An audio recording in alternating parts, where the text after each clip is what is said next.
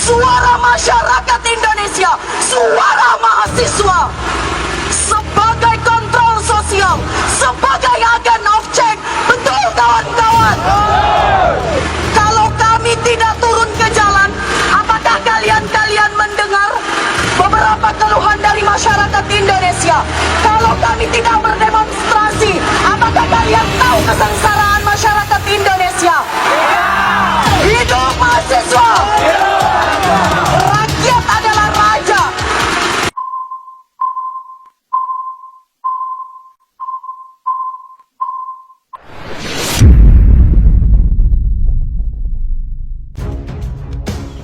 PDIP hadapi tsunami politik. Partainya mereka terancam dibubarkan. Pembubaran partai politik pengusul RUU HIP oleh Dr. Haji Abdul Hai Ramadan, SHMH, Direktur HRS Center. Kegaduhan atas keberadaan rancangan Undang-Undang Haluan Ideologi Pancasila atau RUU HIP tidak berhenti. Walaupun pemerintah menyatakan menunda pembahasannya, elemen rakyat semakin giat melakukan penolakan dan penghentian pembahasan RUU. Jadi bukan hanya ditunda, terlebih lagi saat ini dipersoalkan siapa pihak pengusul RUU HIP. Pernyataan politisi Partai Demokrat Taufik Hidayat, pengusul RUU HIP sangat penting diungkap ke publik. Sebab pengusul bisa masuk dalam kategori pemberontak negara. Penulis dapat memahami pernyataan tersebut bahwa pengusul dapat dimintai pertanggungjawabannya secara pidana.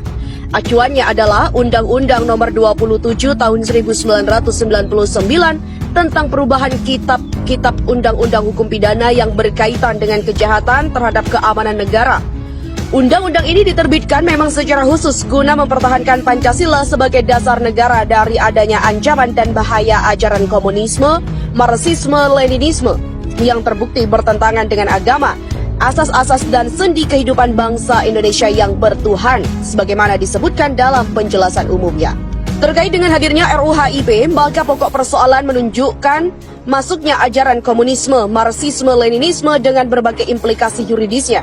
RUU HIP menggunakan nomenklatur ideologi. Namun substansi inti dari RUU justru memasukkan dasar filsafat negara atau filosofis Groundslack dan bahkan melakukan perubahan signifikan terhadap Pancasila.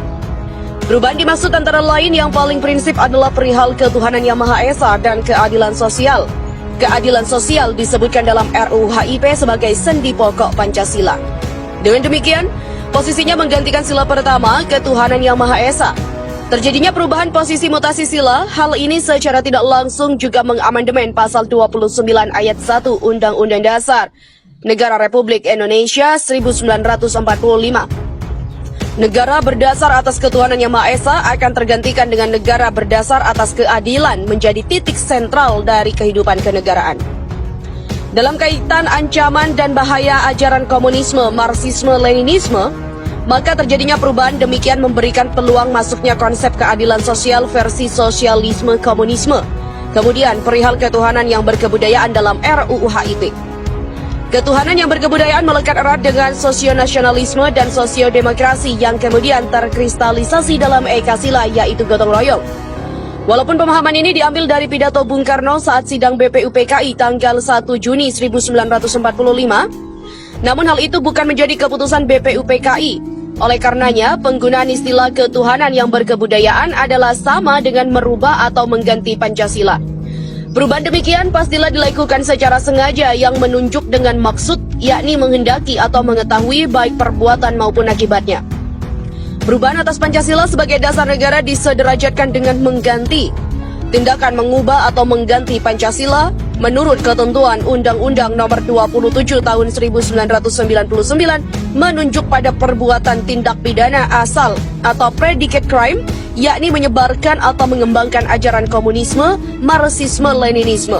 Dan selengkapnya dapat dilihat pada pasal 107 huruf D yang menyebutkan barang siapa yang secara melawan hukum di muka umum dengan lisan, tulisan, dan atau melalui media apapun menyebarkan atau mengembangkan ajaran komunisme, marxisme, leninisme dengan maksud mengubah atau mengganti Pancasila sebagai dasar negara dipidana dengan pidana penjara paling lama 20 tahun.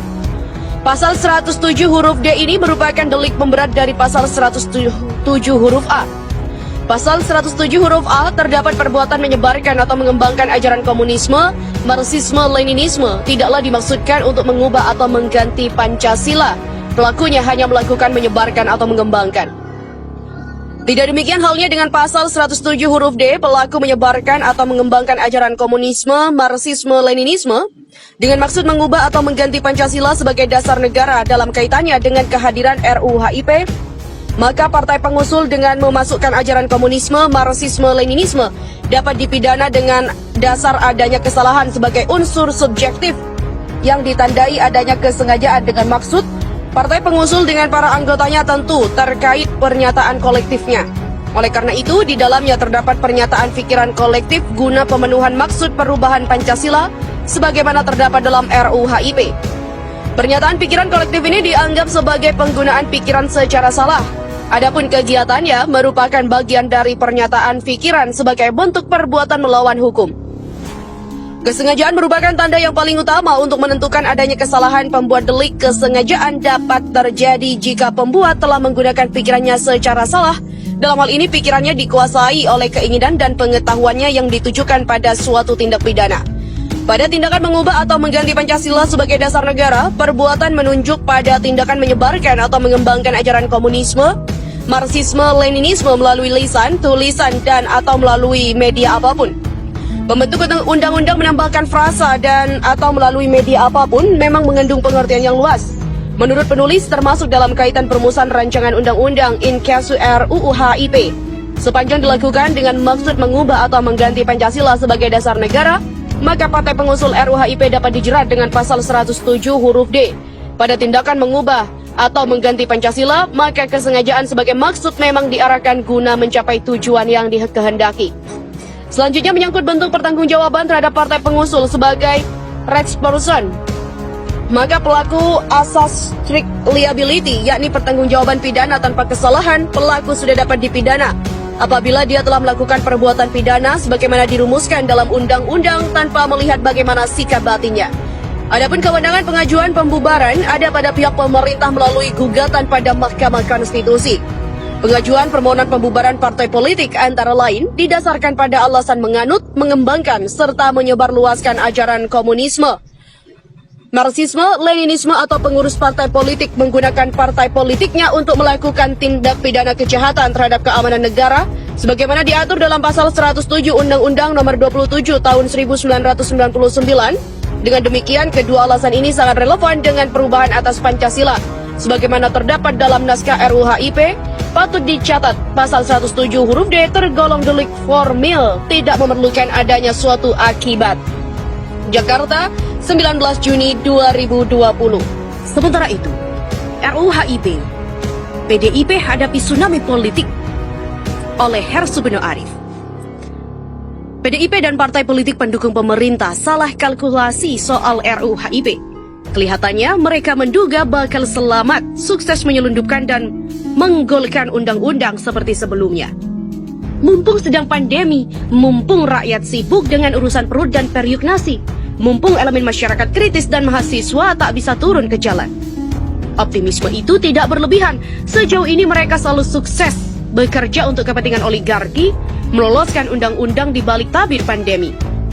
Mulai dari Undang-Undang Minerba sampai yang kelas kakap seperti Undang-Undang Kebijakan dan Stabilitas Keuangan Negara alias Undang-Undang COVID-19.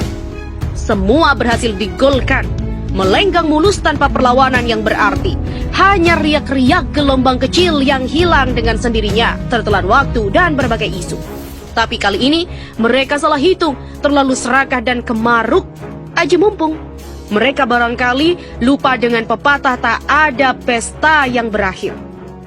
Ketika lampu menyala dan musik berhenti, mereka seperti tersadar dari mimpi. Perlawanan publik kali ini bukan hanya riak ombak kecil yang mengayun dan meninabobokkan, sudah berubah menjadi gelombang pasang. Bila salah antisipasi, bisa menjadi tsunami, menggulung mereka sampai jauh ke daratan. Tsunami politik tidak hanya bagi PDIP, tapi juga bagi pemerintahan Jokowi. Setelah terpecah belah selama rezim Jokowi berkuasa, baru kali inilah kekuatan agama dan nasionalis bersatu. Mulai dari Majelis Ulama Indonesia atau MUI, PP Muhammadiyah, PBNU, Persekutuan Gereja-Gereja Indonesia atau PGI, sampai Forum Purnawirawan TNI Polri. Belum lagi, berbagai ormas dan elemen-elemen masyarakat lain yang tak terhitung jumlahnya. Semua bersatu padu menolak RUU HIP. Padahal, MUI masih dipimpin nonaktif Wapres Ma'ruf Amin di kalangan Purnawirawan dan mantan Wapres Tri Sutrisno yang kini menjadi anggota Badan Pembinaan Ideologi Pancasila atau BPIP. RUU HIP tak lagi membuat mereka melakukan kalkulasi politik pragmatis. Ini merupakan soal prinsip yang tidak bisa ditawar-tawar. PDIP tampaknya sedang beryuforia kuasa. Mereka lupa atau mungkin terlalu percaya diri, berani dan nekat menabrak isu yang selama ini menjadi tabu terbesar bangsa, yaitu the biggest tabu. Masalah keyakinan terhadap Tuhan Yang Maha Esa dan kebangkitan PKI. Dua isu ini langsung membuat berdiri tanduk berbagai elemen masyarakat, menyatukan kekuatan yang selama ini terpecah belah. Tak ada pilihan lain lagi bagi PDIP harus menarik mundur, yaitu menarik diri mundur teratur. Apalagi partai-partai pemerintah yang sebelumnya sampai mendukung langsung baik badan dan cuci tangan, PDIP ditinggal sendirian menghadapi badai. Tudingan anti agama dan memberi ruang kebangkitan PKI terlalu berat untuk ditanggung. Apalagi rakyat kini sedang sangat sensitif dan waspada atas isu dominasi modal dan tingkah Cina. Pemerintah setelah melalui perdebatan sengit di jajaran Polhukam akhirnya melemparkan bola panas itu kembali ke DPR. Tinggallah PDIP yang kini